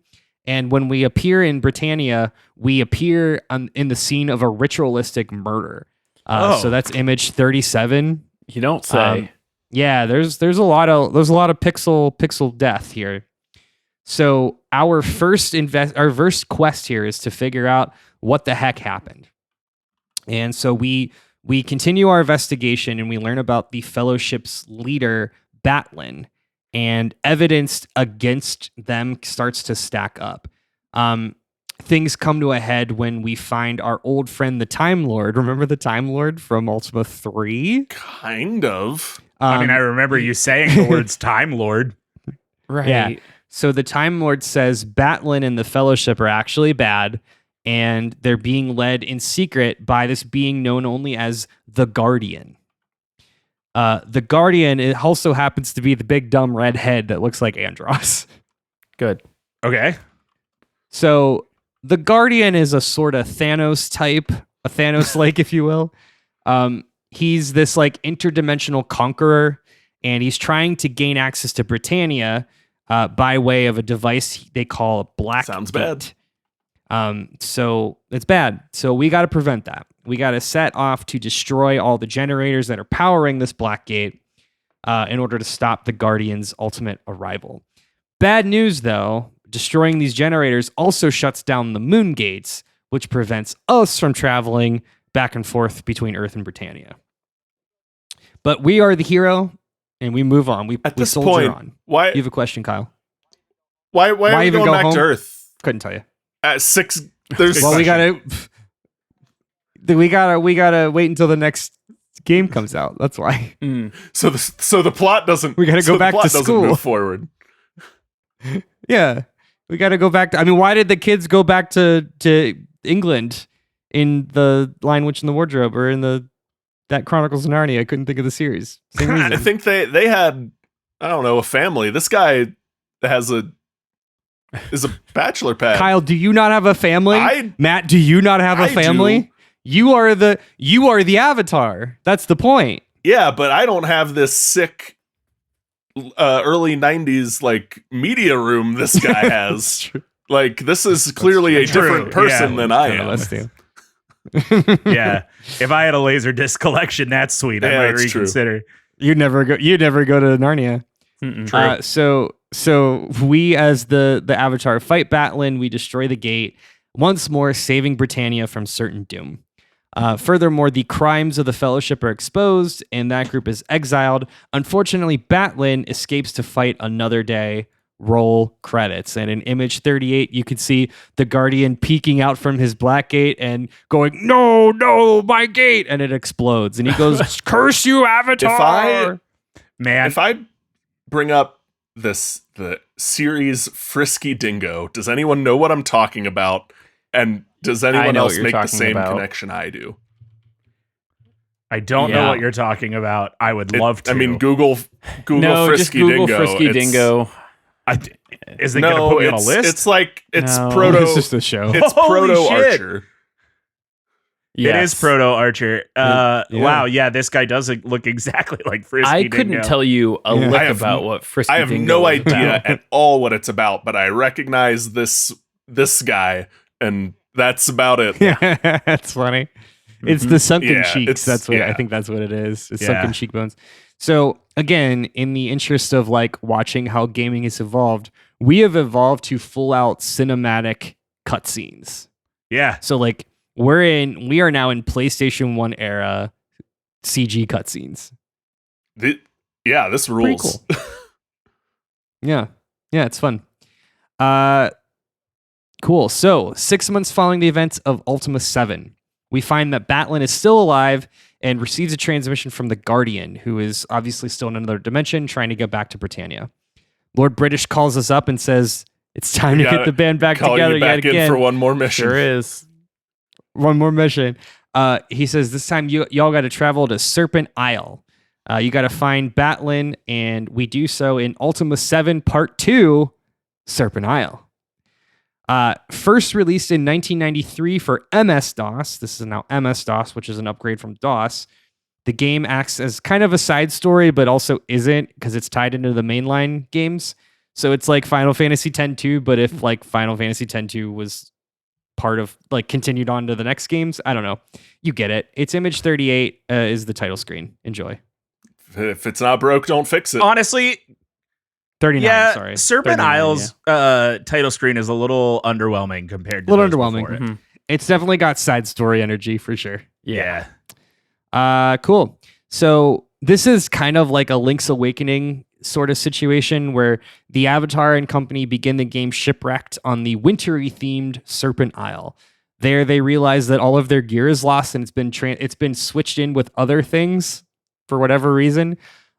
So that's our first quest is we gotta get our gear back, start from level 1, and figure out what the heck's going on. So image 40 is of the shipwreck. So again, we're still doing the like very uncanny, like not quite isometric, but it's a little less jarring because everything else is at the same camera angle. The tech is caught up a little bit. So we move forward. We learned that Batlin came here to actually pursue Iolo's wife. You guys remember Iolo, our best friend Iolo the bard? Sure, man. So his wife, he's got a wife, and she was sent here for whatever reason on an expedition. So Batlin, the bad guy, is chasing Iolo's wife. Are we fridging Iolo's wife, who we also just met in this game? Mm-hmm. I'm nodding my head. Yeah. So we explore the island. We witness a bunch of magical storms, and that eventually comes to the conclusion that reality itself is beginning to unravel. The very island is about to experience their own apocalypse, basically. And we learn that Batlin's goal is to actually capture 3 demigods known as the Banes. They're like the warring triad of Final Fantasy VI, which is also just for me. After pursuing him deep within a cathedral, we witness he's like, I will use their power for my own good, ha ha ha. And of course, as evil demigods do, they betray him and kill him. Oh, right. And then they take it a step further and they inhabit our friends, and then like through our friends' bodies start killing everybody. Oh no. Yeah. Okay. So image 41 is one of our buds turning into Anarchy incarnate. As Michael Cera. I am Anarchy. Ha ha ha ha. That's you get good writing. That's chilling. Rough. I hate when that happens. So we navigate a now post-apocalyptic Serpent Isle and to track down the 3 Banes. We do resurrect Iolo's dead wife along the way. That's good. So don't worry.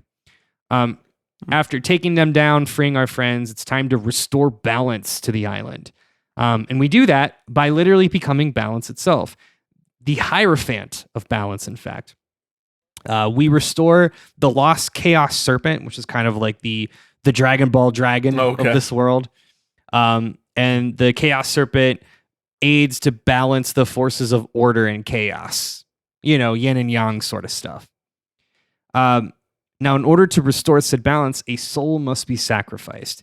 We, as the avatar, the embodiment of good, say, it'll be me. I sacrifice myself. But wait, our other buddy, Sir Dupree, remember Sir Dupree, our third buddy? I actually don't. That we've definitely talked about.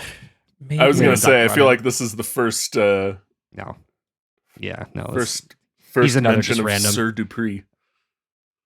He's another random retcon. So Sir Dupree says, no, I'll go. And he Scarlett Johansson's himself at the last minute to sacrifice himself so that we don't have to.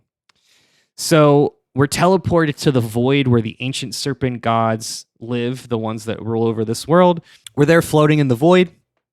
And before we can get teleported back to the mortal world, a big dumb hand reaches out and takes us to another location. Image Not 42. Hand. Not a second location. Yeah, Andros's hand comes and pulls and takes us to the sequel. End credits. So 1 year later, this cliffhanger was resolved when Ultima I love this image of the hand grabbing the guy in the void. This is it's very silly. It's the same aesthetic as like a Strike celebration video at a bowling alley. Oh my god. Yeah, man. Oh man, totally. You're so right. Absolutely. So this cliffhanger is resolved 1 year later with the result of Ultima 8 Pagan. Oh, which was released in 1994. They changed up the title screen finally. Not a black background and word art. We're in 1994, meaning we're in straight up in Clay Fighters era. So we're in that like 2.5D kind of like we're edging on 3D, but not quite there yet. Yeah, I scrolled too far, man. So you sure did. So we as the Avatar are dropped into the sunless world known only as Pagan. The world is pagan, but the people are also pagan. It's unclear. This game is famously unfinished. Oh, okay. So in the history of Origin was acquired by Electronic Arts before the release of Ultima 7.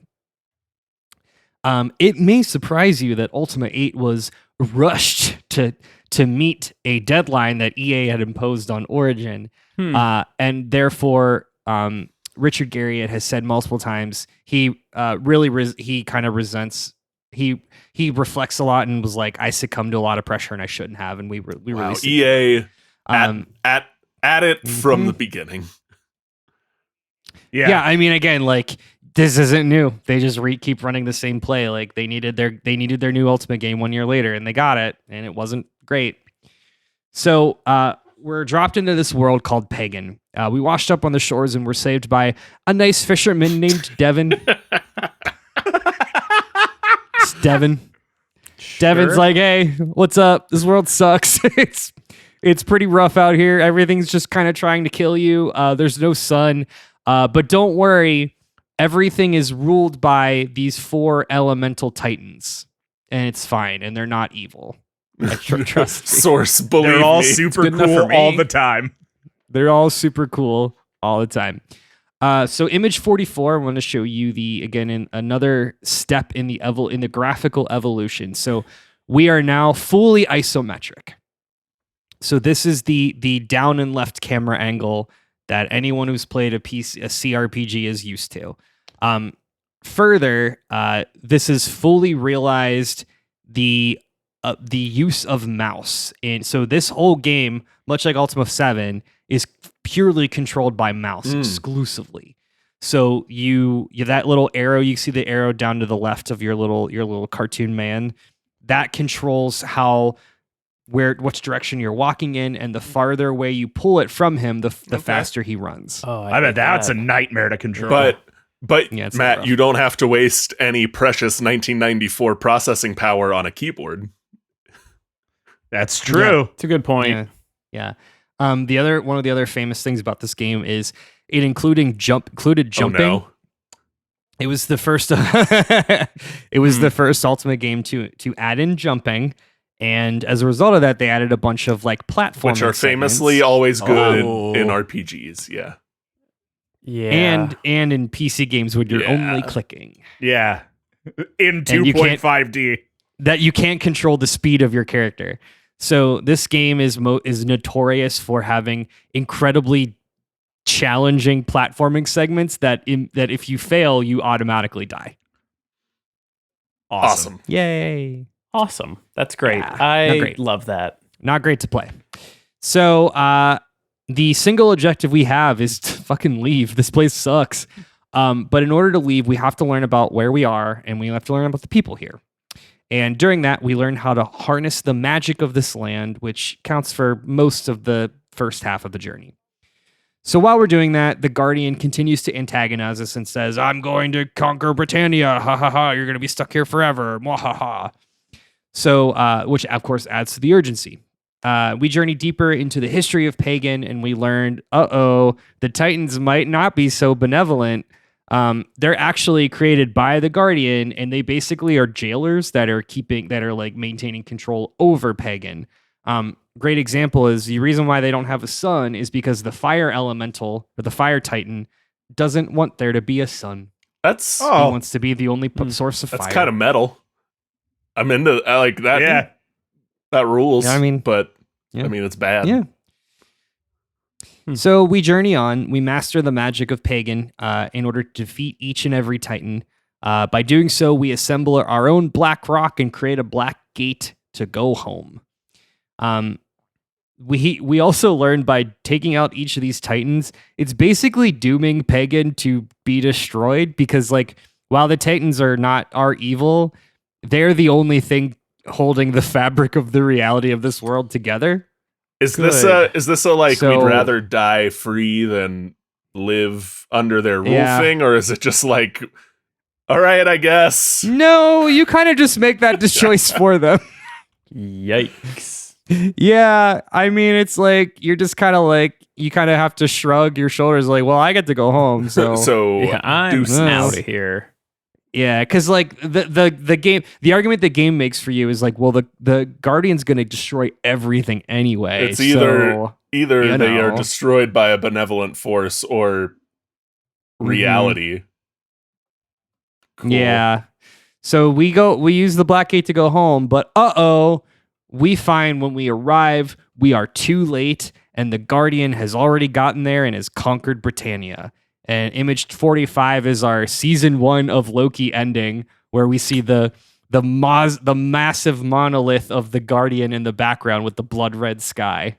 I Which is kind pretty of love fucking this cool. image. This It's is sick. That's very great. cool. It's sick.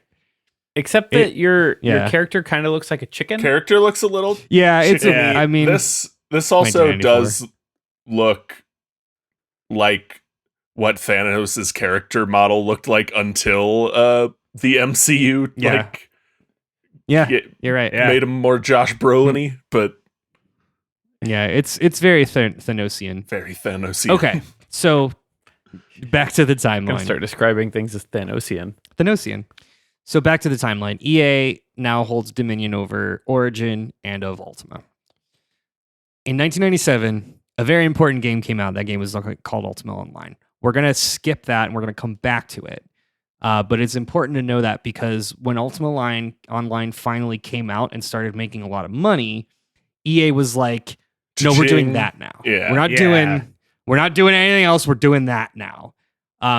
So Ultima 9 did not release until another 5 years. I will note that while this has been a 20-year stint, we have not gone more than 3 years in between Ultima games sequels, right? So this was a massive cliffhanger that people were pretty sure we would never get an Ultima 9 because of the success of Ultima Online. So Ultima 9 Ascension, when it finally came out, was a huge deal. And it fucking Oh, it sucked. was a Chinese democracy. Oh no! It was a Chinese democracy. So image 46 is the title screen for Ultima 9 Ascension. This is 1999. The game was the game was most famous for being in development hell. It started to be developed with the Ultima 8 engine in parallel with Ultima 9 or Ultima Online. Ultima Online's beta came out in 1997, and EA immediately said funnel all the resources into that. Richard Garriott, after launching Ultima Online, came back to Ultima 9 and was like, "No, we're gonna finish this. It's like this is happening. Like over my dead body. Like we're gonna finish this story." And he dragged this thing to the finish line.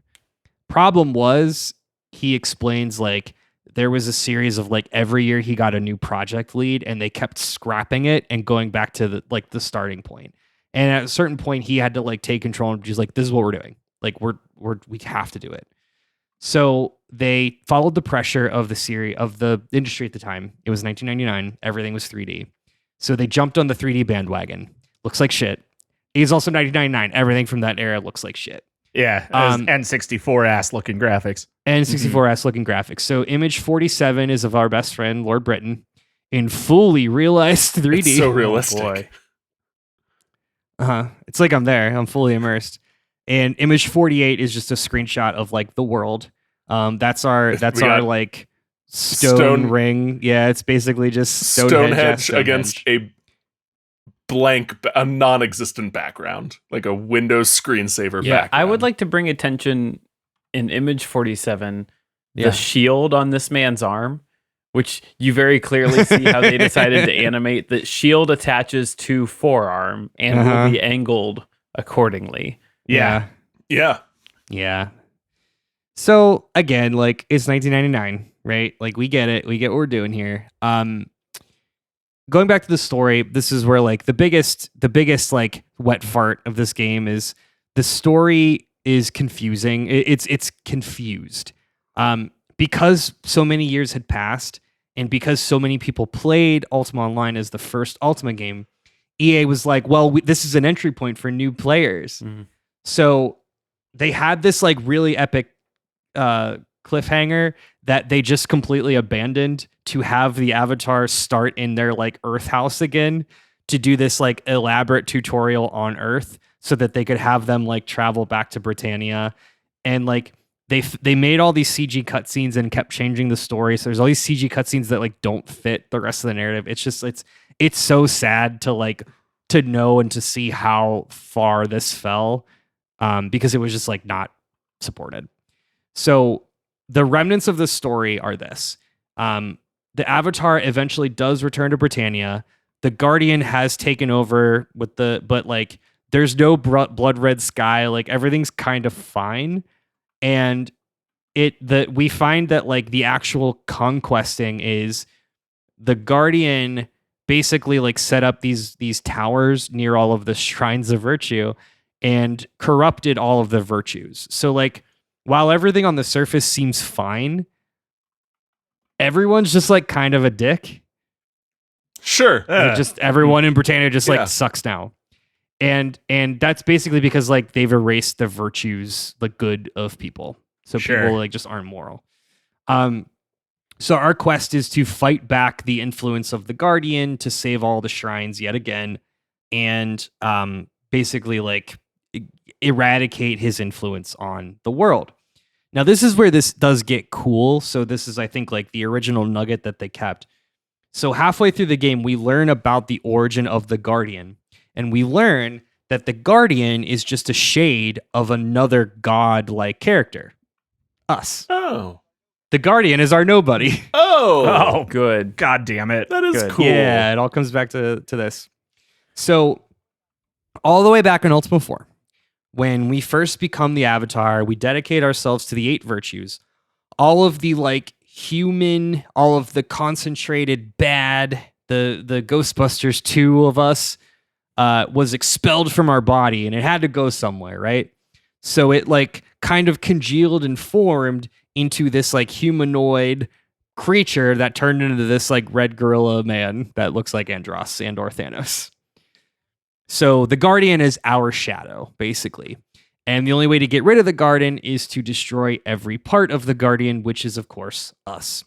So for our final quest, we confront the Guardian and we execute the Armageddon spell, which eliminates us and him both in the process. And that's image 49 is of the final cutscene. I couldn't get a good... There's too many particle effects to get a good shot of it, so This it's just a lot looks of purple. Yeah. It's great.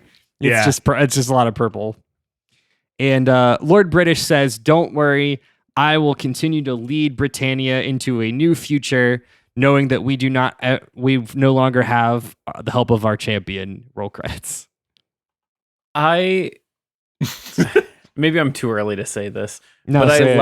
I love that the beginning of this being like, Mhm. your name is British, and he's like, no, I'm just gonna take that and run with it Yeah. forever for literal the entire next- lifeline of this video game series for the next 20 it's years. doing it. Yep. It's like, I don't know, like you get a nickname in high school and you're like, no, this is my full identity forever now. Yeah. Pretty much. There are some expansions, DLCs, if you will, that we're not going to talk about. There's a few side games that I do want to talk about that are pretty important. And the first of that is a side game called Ultima Underworld. So there are two iterations of this. The first one is called Ultima Underworld: The Stygian Abyss, which is a fucking rad title. That came out in 1992, around the time of Ultima 7. Now, if you remember, this was around the time where we dropped that first-person dungeon crawling aspect and went to that more like traditional top-down. Well, Ultima Underworld, the whole point of Ultima Underworld was that was the like offshoot. We're bringing back the first-person dungeon stuff. So image 50 is a screenshot of that first Ultima Underworld. So this is like that kind of like Doom-inspired dungeon crawler sort of thing, or what Doom would eventually, become. A lot of people highlight like Quake and Aiden Wolfenstein as like the first iteration of this, but like no, this was that first. Yeah. This was that first. This game was very influential in the PC gaming, obviously Doom, Wolfenstein, but it was most influential to a scrappy little game studio out of Maryland who until that point had only done a few Terminator adaptations. So a year after Underworld 2 came out, the sequel, Bethesda Softworks released The Elder Scrolls Arena. Wow. Yep. The very first Elder Scrolls game. And if you go back and watch The Elder Scrolls Arena, it's this. Yeah. Cool. Did Isn't that cool? This steal the red health and blue mana potions from Diablo or the other way around? I think it's the other way around. It was kind of established that Diablo 1 came out in 1996. Wow. Yeah, it had already So Elder after Scrolls Arena did their own thing, and they originally started with, so in Elder Scrolls, health is always red and stamina is green. In the first Elder Scrolls, health is green and stamina is red, and then they flipped it in Daggerfall, and I think that's what kind of locked them in. Okay. Yeah, so that's the tie. So there's direct tie to Elder Scrolls. So like Skyrim doesn't exist without Ultima 2 Underworld 2, which is wild. Perfect. Yeah. Great. Ultima Online is the big one. So we talked about it a little bit. Ultima Online, by and large, was the most commercially successful entry in this series and was Richard Garriott's most ambitious project by a mile. This was the first ever massively multiplayer online RPG, which is a term that Richard Garriott, coined. And the idea was, hey, let's make this world. We already have made this like open world that you can explore. Why not have people that can all explore it together? And that was it. That was the entire pitch of Ultima Online. A game where you could, and I quote, do whatever you want. That will come to bite them all in the ass very soon. So in the interview that I watched, Garriott talks about like EA like stonewalled him every step of the way. They did not believe in this game. It was like, this is too expensive. We have to like pay for servers, and like they basically drug their feet at every moment. That is until the open alpha. Until it revolutionized gaming forever. Until it revolutionized gaming forever. They had a huge uptake in interest during the open alpha, and then EA was like, this was our idea all along. Let's maximize on it. Because EA they're sucks. EA. So following the second beta in 1997, EA, again, sold all their stock in offline gaming and went purely, they're saying, Origin, this is what you do now. This is it. You're only doing this forever and ever and ever, to chase that dragon. EA, as the ultimate owner of Ultima Online, would go on to release 11 expansions for Ultima Online. Now that dwarfs the 23 that are for EverQuest, but the latest of those expansions, 2016. Whoa! Wow! Mm-hmm. Damn. These are Ultima Online and EverQuest are both games that you can play today that are still like online that are being I mean they're dirt cheap to service because they're 20 plus year old games, right? Mm-hmm. But both games are supported today, and you can play either of those games free to play. You can go on and just like play Ultima Online today. Wow. We're not going to talk a bunch about Ultima Online, but I want to share one fun anecdote before we close out here. And that's like, I think one of the more famous things about Ultima Online is an event that actually happened during that second beta in 1997. So in that second, remember how I said the thing that Ultima players want to do is kill Lord British. That is like a thing. So one of the most notorious events to come out of Ultima Online in this closed beta is the assassination of Lord British. Nice. Yeah. So good. Yeah. So it was during a scripted event. So Richard Garriott would just play as Lord British. He would just log in and just like hang out with people as Lord British. He was planning to make an appearance like during some sort of scripted event. Again, this is back in the beta. And during the scripted event, a player named Reigns, iconically naked, wearing only a loincloth or a kilt or something, covertly stole like a high-level fire scroll and cast it on top of Lord British's location, along with a bunch of other high-ranking NPCs. Now, Richard Garriott, obviously, like, he's a mod. He's got mod access. He's invulnerable. But it just so happened that there had been a server crash like weeks before is what he said. He says it's months before, but there had been a server crash and he had turned off the invulnerability for his character and forgot to turn it back on. Wow. Oh, no. So when he was doing this event, he was just like another player. And he didn't realize, he just kind of stood in the fire being like, oh yeah, this is fine. Until his health started going down dramatically, and he was like, "Oh fuck!" and he like moved, and then, but like it was too late, and fucking died. So wow. In real life, in real time, you have all these player characters who are just like huddled together. In the beta, Lord British just fucking beefs it. So image 51 is in real time. This event is happening, and you can see all the text because like there's LB no is chat. dead. Yeah, there's no chat. It's just people just yelling, spamming. The text appears above their heads. So it's a bunch of people being like, "Holy shit, he's dead!" So the fallout from this is one of the mods was playing Lord Blackthorn at the time, and basically summoned in a bunch of demons in retaliation just to like murder everybody because they had to do cleanup. So they murdered everybody, and like so everybody was in this castle was like running from demons. But the problem was there were so many people logged in, the servers couldn't handle it. So everybody was like lagging. So it was just this like massacre in Castle Blackthorn where like a bunch of demons just like got spawned and killed everybody in retaliation. This sparked an entire generation of PKs or player killers. People were so inspired to be dickheads in an online game that it inspired an entire generation of player killers, which ultimately 2 years later led to the establishment of dedicated PvP and PvE servers, which is a mechanic used in any MMO today. Because now you have to forevermore, you have to opt in to PvP. Because of this.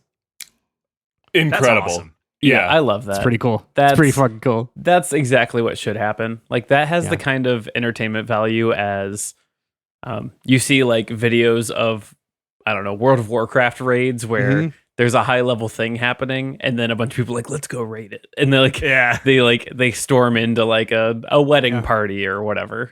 Yeah. So that's Ultima. There's a lot more here. We won't get into it, but like I said, I think the story is like, it's fine. It's 80s high fantasy, right? It's boilerplate high fantasy, but there's some big swings in 4 and in 7 that does some interesting stuff. The gargoyle thing is interesting. That's pretty unique, but for the most part, it's like, it's fantasy schlock. But I think what's most interesting in looking at this series is just how much of a time capsule it is, and how it just inspired so much of what like our generation knows a lot more without realizing it. It really cool. is a like run through of video game history from like the beginning of video games until the new millennium, and like pretty much incredible. This rules. Thanks for doing this, Andrew. Yeah. Hey, thanks to Nathan LV. Final thoughts? This is really cool. Anybody gonna go play Ultima? No. I'm not going to. But I certainly not. I echo the things that Kyle said and probably whatever Matt was about to say. Yeah. I would say there's a chance that I boot up the web browser version of Ultima 1 for 30 to 40 minutes. I did with Leisure Suit Larry, and I had a lot of fun with that. But it was cool. I love old video game stuff. I think it's so much more interesting to look at the evolution of the medium than it is to just look at what we're doing right now. So this was awesome. Totally agree. Cool. Well, thanks everybody for listening to Debate This. As always, you can follow along with the arguments on social media or on our website at debatethiscast.com. If you want to commission your own flavor text, it's so easy. All it takes is one hop to patreon.com/debatethiscast. Pay us one time, $60, only one time. It's a cup of coffee for like 2 weeks. I don't know, whatever. I'm not your dad. It's $60 one time, and you can have us do whatever you want us to do. So if you want to talk more about, I don't know, other MMORPGs or whatever other series from the WB in the early 2000s you want us to talk about, Andrew got a quick glimpse of what coffee's going to cost in 6 months. Until next time. I like the better joke that the two sides of Andrew are video games and WB series. WB series from the early 2000s. Until next time, I'm Andrew Henderson. I'm Matt. Richard Garriott made Ducatars possible. Cole. I'm Todd. Ultima Online walked so that RuneScape could walk in a less fancy fashion, Thomas. And I'm Kyle Garriott's of Fire Harper. Good. And we're saying thanks for debating with us. And if you think we're wrong, you can come fight us behind the swing sets, nerds.